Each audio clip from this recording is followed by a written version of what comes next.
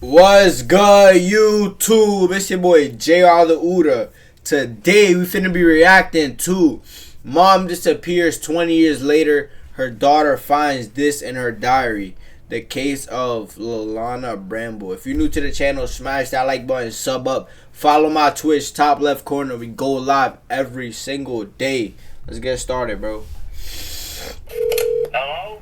Hello. I keep getting calls from Lolana, and she wants to know where her mother is.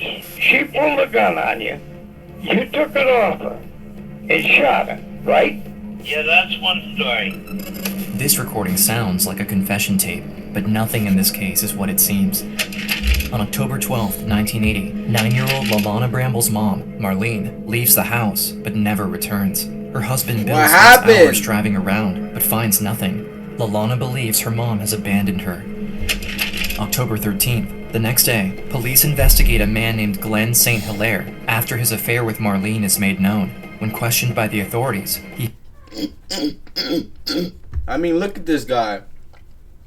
Look at this guy, bro. He did it. Hands over Marlene's diaries. Only a few hours later, police release Glenn St. Hilaire, and Marlene's case quickly grows cold.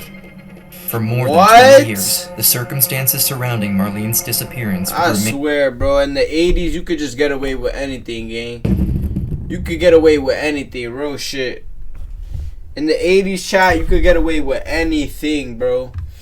Literally. A mystery, unless her daughter Lolana could solve her case, not yet knowing that hidden in the diary was something that put Marlene's children in grave danger.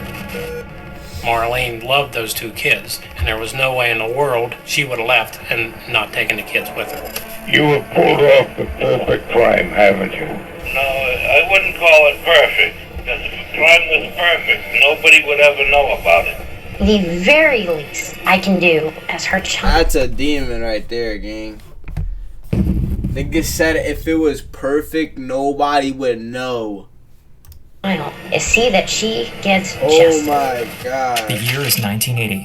4-year-old Lolana is living with her parents, Marlene and Bill, and her 8-year-old brother, Donald, in the small town of Verona, Kentucky. Marlene and Bill Major got married 9 years prior, and after raising 2 children together, the family seems happy from the outside world. But in reality, their parents' marriage is not what it appears to be. Marlene and Bill are constantly fighting, making the household unstable for both children.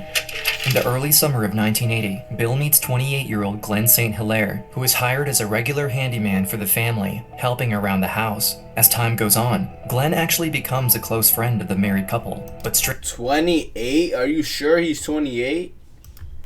Are you positive he's 28? I mean, this man looks... He looks 89. He looks 89, chat. Are you sure he is 28? Strangely, Bill seems to encourage his wife and Glenn to spend time alone. Months go by and the fighting between Bill and Marlene keeps getting worse, until one day, she threatens to leave him and take the kids with her, away from him. October 12th, Lolana and Donald are asleep in their bedrooms, like any other night, when all of a sudden, Bill wakes the 2 kids up and rushes them to their next-door neighbor. He tells them he will only be gone for a few hours and not to worry. The next morning, the kids wake up and their mother is gone. She didn't have her driver's. What the fuck? That's so weird. So the dad definitely has something to do with this, chat. The dad definitely has something to do. That just don't. The red flags is there. The red flags are 1,000% there, bro. 1,000% there. You're telling me you take the kids to the neighbors, tell them you're gonna be back. Next morning, she's missing. What happened? License, her social security card. She had nothing with her. Like what? It was literally like she had just completely dropped off the face of the earth. October 13th, 1980. One day later, Glenn, the close family friend, is at the police station talking to a detective. Glenn St. Hilaire explained to me that a girl by the name of Marlene Major is missing. The mom of 2 has yet to return home. No one can find her, and her kids are worried. Although Glenn is the one who reported the missing woman, the police become suspicious of him.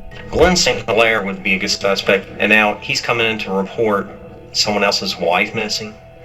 A little bit unusual. The police actually investigated him and suspected him of having something to do with her disappearance. However, police need more I'm not gonna lie. If anything, if I'm the police, bro, I'm investigating the husband or the boyfriend, whatever you want to call it. Cause how does your wife go missing and you don't report it? More information and go to Marlene's husband, Bill, to understand his side of the story. Bill tells police a shocking revelation. His wife was having an affair with Glenn, and that on the night of her disappearance, she left in her car to go see the 28-year-old man. We have two people who are reporting the same person missing. They're both pointing fingers, and so the concern is what really happened. Bill's story is believable because one spouse isn't happy with the other, and a lot of times it'll take the kids in the lead. All indications was that she left in her car. The two men's versions of the story don't add up, and now police are worried for Marlene's safety. They talk to the neighbors and possible witnesses, but no one has seen or heard anything. We're able to search the immediate area within days of this happening, and couldn't find any indication of any foul play, blood, or anything. Detectives don't have anything to go on in the surrounding area, so they send Marlene Major's profile to different agencies. Nobody's gonna talk to the boyfriend? Her dental records were faxed all over the United States. Anytime there was a woman of her approximate build and approximate age who was found, I'd say they were probably faxed at least 25 different times. Glenn seems genuinely worried for Marlene and eager to help the detectives find her. He presents what could be an interesting piece of evidence, the young woman's secret diary. Inside, Marlene has written that her children are in grave danger. Whoa. Marlene couldn't even tell that horrific secret to her own family, but she did record it in her diary. Not in specific detail, but enough that you know what she's talking about. But unfortunately, the detectives find themselves unable to take any action based on what the mom has written. Legally, we had all kinds of problems with trying to make a case out of vagueness in the diaries. She didn't get specific, so there wasn't a whole lot we could do with that at that time. Even though what is written in the diary is compelling, it cannot be used to convict anyone because what is usually written, diaries are considered hearsay in court. Josiah, FaceTime video. The diary would later be vital in solving the case, but for the time being, Marlene's diary will remain on a police investigation shelf for 2 decades, unseen from the 2 children until Lalana becomes an adult. With 2 potential suspects in mind, but still 0 evidence to go on, the investigators can't go much further and let both men return home. Only a few days after, Bill takes the 2 children and moves to Pawtucket, Rhode Island. At first, Lalana thinks it's That's so weird, bro. That's so weird. The dad has something to do with this, chat. First he doesn't report it and then he just moves right away. Temporary, but quickly learns it's not. We got told that we were going to live there now. We had no idea, and we're completely taken aback. It's now late October, 1980. Lalana and Donald are finally given an explanation about their mom, as their dad sits them down and coldly says that their mother has abandoned them, ran away with a boyfriend, and that they will never see her again. My dad had basically told us that she was a drug addict, alcoholic prostitute, who just really didn't care about us, and that she had run off with another man. That's Lalana insane, doesn't move. bro. She has not yet fully grasped what her father really means. In her confusion, only one thing stays clear in her mind. With their mom gone, who will protect them against their father? Meanwhile, back in Kentucky, the police investigation comes to a standstill. That's insane. I couldn't even call the case a murder case because I had no evidence to show that she was dead. We had nothing. It's not that I gave up. I never gave up. You're always hoping something will pop up, but up to this point, things were looking pretty bleak for us. Months go by, but Lalana can't stop thinking about her mom. Even if she believes her mother has abandoned them, the little girl misses her and dreams that she will come back one day. There's that fuzzy moment where you're starting to wake up, and you're not quite awake, but you're not totally asleep either. And there was a lot of days that I would hit that moment and I would stop and I would listen. And I just knew that there was going to be a knock on the door, and it was going to be her. It's now 1981. The family has been living in Rhode Island for 1 year. From the outside looking in, nobody had any clue what was going on inside that household. The 5-year-old girl still hasn't heard Yo, from her hey, mother. what's the And word? whenever she asks her father about her whereabouts, or if he received news from her, he suddenly lashes out and becomes enraged, even violent towards her and her brother. The violence escalates over time, to the point where going to school has become difficult for the siblings, constantly needing to cover up their injuries. I've seen him beat my brother to the point Donald could not pick himself up off the floor. You know, you would miss school because you had bruises. But that's not the worst. Hell nah, bro. This nigga has all these bruises, gang. He definitely did this. He definitely killed the mother, bro. He definitely killed the mother. He's so sick, gang. Niggas like this, like, I don't know. Like, they got abused as kids, bro, and then they just take it out. You feel me? When they get older, they just take it out on, like, just some weird shit. Melly, what's good, my boy? What's good? How you feeling, bro? Part for the little girl. Her dad starts to force her to do things no child should ever do. This video is, mom disappears 20 years later. Her daughter finds this in her diary. Basically, I ain't gonna lie. What I think is that the dad, like the girl's boyfriend, killed her, basically. And they talking about, right now they're talking about the little girl, like, the guy's daughter, basically. His favorite threat was, if you don't do what I tell you to do, if you don't do what I want you to do, I'll kill your brother. And he would turn around and tell my brother, if you don't do what I tell you to, I'll kill your sister. So he used our feelings for each other, our love for one another, against us. That's Meanwhile, sick. the Kentucky police officers still That's have no sick, new evidence bro. on the missing case of Marlene, and without a body, they have no way to convict anyone. 1984, 3 years have gone by, and Lalana is now 8 years old. Her mom is still missing, and there's no new information about the case, but someone out there knows where she is.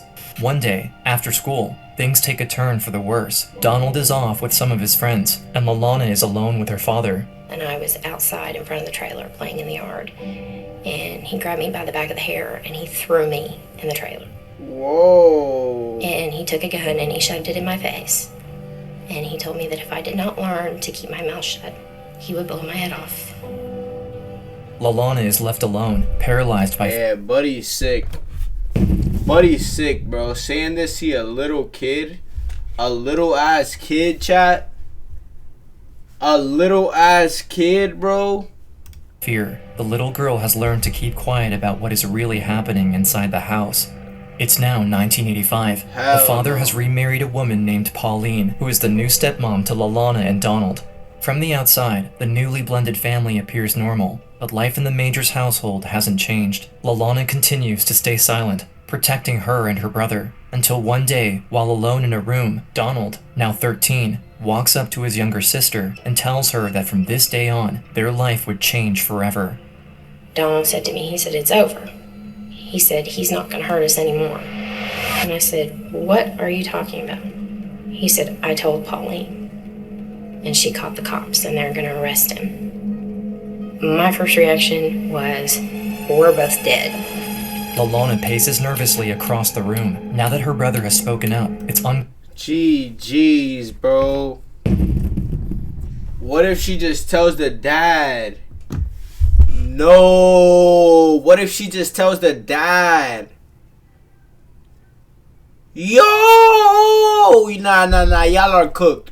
If she tells the dad, I'm not gonna lie. Y'all are both cooked, bro. Oh my god. Clear how their father might react, as his violent outbursts have always been unpredictable to the two kids. It's August 10th at around 7 p.m. The whole family is at home when, all of a sudden, someone knocks at the Major's door. Lalana is petrified. Her and Donald hide behind the corner when policemen suddenly run onto the property. The children watch in disbelief as their dad is taken by officers and put into handcuffs. And I can remember watching them put the handcuffs on him, and he turned around and he looked down that hallway at us. And I was just like, we're dead. I'm like, if they don't keep him, we're dead. Damn. Bill Major is sentenced to only 15 years behind bars, with the possibility of parole. After their dad's arrest, 9-year-old Lalana and 13-year-old Donald move back to Kentucky to live with their maternal grandmother. The siblings now try to grow up like normal kids, but something is still deeply wrong. At home, everyone avoids talking about Marlene. She's been gone for 5 years, with no one actively looking for her. Lalana struggles to accept that her mom won't ever come back, and misses her greatly. And just in general, bro, I don't think no mom would just run away, bro.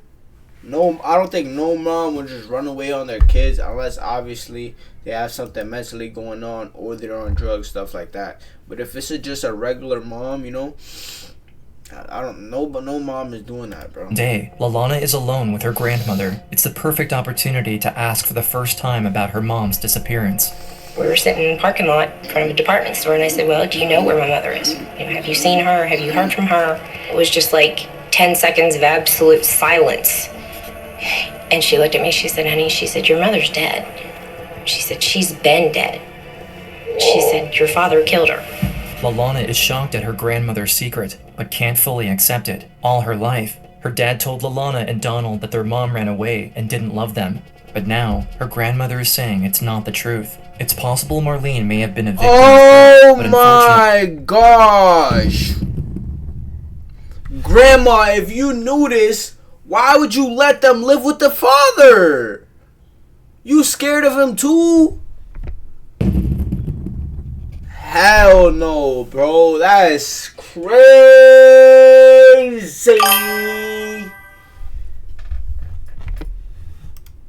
No one has looked for her in years, and there's no evidence. So Lalana is forced to take matters into her own hands. I got a composition notebook, cost me like 99 cents at Walmart, and if I talk to somebody, I wrote the date, the time, and what the conversation was about. Lalana gets as much information she can possibly get her hands on. With a cold case, the resources are limited, but this doesn't stop her. However, now in 1997, the investigation takes a dangerous turn. Her father, Bill, is suddenly released from jail on good behavior. Ew. Chat, look at him. Look at him then. 12:19. Look at him here compared to here, chat. Whoa. Whoa. And he got released. Behind bars. When he finally got out of jail, I was terrified he was going to hunt me down. That even after all that time, if there was a way he could get to me, he would. More anxious than ever to solve her mom's disappearance and find evidence to put her father in jail for life, Lalana goes to the police station and demands access to her mom's files. They've been untouched for over 17 years, including her mom's diary, which has been held as evidence by detectives and never seen by Lalana. But now, since she is finally of legal age, she's granted access to the whole police investigation, and for the first time in her life, Lalana reads her mom's diaries. I got up early this morning and went to get Donald up for school and caught Bill with him. He tried to hide what they were doing, but I know what I saw.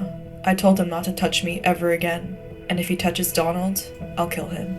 Lalana is in a state of shock. Her whole life, she believed her mom ran away and never loved her, but she now realizes that, all along, her mom knew about her father's abusive behavior and was prepared to fight for the safety of her children. She soon discovers another disturbing piece of information inside her mom's file. In 1981, a year after her mom's disappearance, a man had discovered a skull in a farm in Boone County, Kentucky, about a mile from the Major's old home. At the time of the discovery in the 1980s, science wasn't advanced enough to test bone material for DNA. So, in order to identify a body, they needed teeth to compare to dental records. But unfortunately, that wasn't possible. He would have manipulated her head to pull her teeth out and to remove her lower jaw. Remind you of horror movies that you watch on TV. There was no face, there was no jaw. It was just the top of the skull that had a distinct bullet hole right in the top of it. Lalana then decides to... No face, no jaw. This nigga, bro. He's straight out of a movie, bro. I know the movie Ghost Rider. Yeah, he's one of them. To go back to Boone County and search for herself. If she finds the rest of those remains, identification will be possible, and it will be one step closer to finding out what really happened to her mom. When she arrives at the site, she takes out her shovel from her car and digs. I was really hoping to find something. Because I was like, if I could find something, if I could, that would be something more than we have now. If I could find the rest of her body. But at the same time, it was constant terror that I would find something. But despite all her efforts, she doesn't find anything. Lalana is exhausted and stops searching for the night, when all of a sudden, a break in the case happens. Lalana receives the news that with new lab technology, they now only need a small sample from the skull to create a DNA profile. The one thing that was holding up the prosecution and finally getting justice for her and being able to get closure from my family, being able to lay her to rest, hinged on that DNA test. It came back that it wasn't her. You have to start all over. After the forensic evidence returns back from the lab, it is proved by DNA that the skull did in fact belong to Marlene. The missing case of Marlene Major has officially become a murder case. Rest in peace, bro. Rest in peace to Marlene, bro. Rest in peace to Marlene. I'm not gonna lie, just based off everything we heard and everything we've seen so far, bro, we know who did it. We know who should be the prime suspect in this murder, bro. 110%. She's gone. No coming back. No chance. Lalana is crushed by the confirmation, but despite her broken heart, her fight is not over yet. She realizes that her last option is to confront her own father and try to get a confession out of him. Lalana calls him and asks about her mom's disappearance. You know, just tell me what you did with her body so we can bury her, and I'll leave you alone. I said, I won't force the issue, won't try to get you prosecuted. And he laughed at me. And his specific words to me were, if you think I'm going to tell you where your mother's body is, you're crazy. So at that point I told him, I said, okay, fine, it's on. Lalana is determined to get a full confession from her dad, which is the only way to prove him He guilty. did it, bro. Her drive to solve her mom's murder just by inspires what a he new said, detective, bro. Todd Kenner, to work on the cold case. Detective Kenner comes up with a plan. He asks Jim Major, Bill's father, to call his son and have the police record the conversation in an attempt to get a confession. Basically asked him what we were after was to get what details he could out of you. Bill, I said, I'm calling you up, I want to know something. He said, what's that? This is his pops, too. I'm not gonna lie, his pops is the only... I feel like somebody's pops, bro, somebody's family, somebody's mom, dad... That's really a way to get to them, bro. That's a way to get to them. I said, why won't you tell me where you buried Marlene? I keep getting calls from Lalana, and she wants to know where her mother is so that she can get the bones and put them in a casket and have closure. Yeah, and put me in jail for life. Christ, at least you could be decent enough to say where you dumped her. I'll tip her where the body is if you let me know.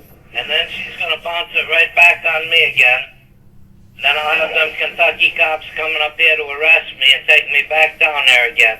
There was no denial there. He's basically saying if I tell the truth, I'm going to jail.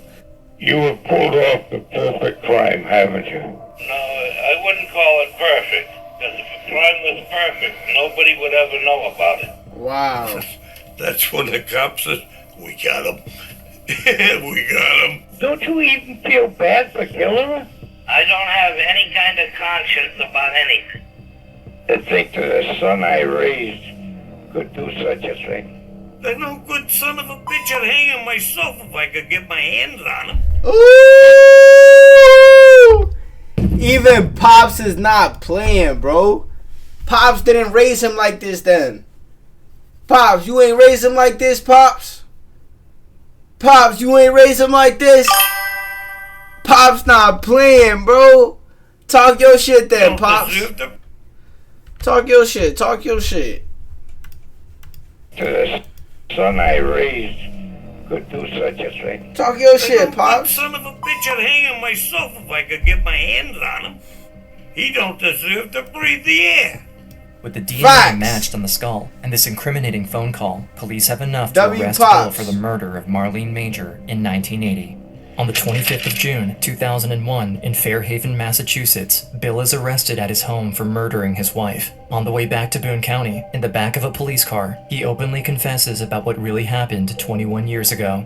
It was late at night on October 12th, 1980. Marlene and Bill were fighting downstairs when the conversation ended with Marlene threatening to leave him and take the children. She exited the house and got into her car, and he followed her. He said that she was screaming at me, I couldn't take it anymore, and he said that's when I shot her. And after he shot her in the head, he would cut her head off, knock her teeth out with the butt of the gun, and then he would remove her jaw, and cut her up in little pieces and spread her throughout the state. He claims that he got rid of the gun in a pond and left his wife's skull in a sinkhole. He then pushed her car into the Ohio River. I think the crime scene was probably contained to the vehicle. This is the fucking nastiest crime ever.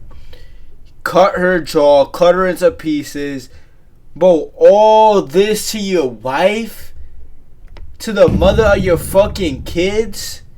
You did not deserve to live, nigga. You do not deserve to ever see the light of day. You do not deserve to fucking even talk to another human being, you bitch. And so her body and all the evidence of the crime remained in that vehicle. So when he got rid of the vehicle, he essentially got rid of the crime scene. During the next few days, despite intense searching, police are unable to find the gun, the car, or Marlene's remains. However, the prosecution possesses sufficient evidence, including positive DNA testing and Bill's confession to his dad, to successfully indict the killer. July 28th, 2003. Bill Major is trialed for the murder of his wife, Marlene, and tampering with physical evidence. Glenn St. Hilaire, the family's handyman and alleged lover of Marlene, takes the stand and describes how Bill Major seemed to push him and Marlene to be alone together and encouraged him to have a romantic relationship with his wife. Both Lalana and Donald are there to make sure justice is served, and they testify about the molestation they endured growing up. Lalana describes how Bill threatened to kill her if she didn't keep their secret. The court stays silent as they listen to the harrowing tales of the siblings. It takes the jury less than an hour to find him guilty. And when the verdict came back, I just almost dropped. I did. If my brother hadn't had a hold of me, I would have collapsed. Bill is sentenced to life without parole. During the final remarks, officers note how much Lalana truly loved and cared for her mom. Lalana had been driven for a long time to bring closure to this and to bring her father to justice. I mean, it was obvious, just you could see the passion for this in her eyes, the way she talked, even though she didn't really know. Fam, I'm not gonna lie, this just shows you no matter what you do, bro, if it's the wrong thing, nobody's finna be by your side, gang. Nobody. Like, I don't know, he did this shit. I don't know if he thought his family was gonna be by his side, or he thought his siblings, or he thought his kids. I don't know what he thought, bro. I don't know what he got out of doing this, but I don't know, bro. All this because she wanted to leave you, fam. Mother that well. She was just a child when all this occurred. She had a lot of love for her mother. Today, after having confronted her dad and finding out the truth about what really happened to her mom, she proved that her mother never abandoned them. Lalana and Donald's mom actually did the opposite and gave up her life trying to protect them from the monster they called Dad. I have spent so much of my life absolutely terrified of that man. And now I honestly... Fucking ugly, bro. Fucking hideous. You're going to hell, bitch. I don't feel anything for him. And I finally felt a sense of peace that day. That she finally could rest. Throughout the years, Donald has kept supporting Lalana, and together they broke the cycle of abuse created by their father. Even though it took years for Lalana to heal from the wounds created by her father, she is living proof that even after tragedy, there's a life worth living. With incredible strength and resilience, she managed to face her own demons in the name of her mom. Ultimately, she died to protect us. You know, she was trying to get us away from him and to get us out of that situation. She was trying to protect her children. Rest in peace, rest in peace, rest in peace, man. If you like this video, do me a favor, smash that like button, sub up, follow my Twitch. We go live every single day. Thank y'all so much for watching, man. I'm out of here. Deuces.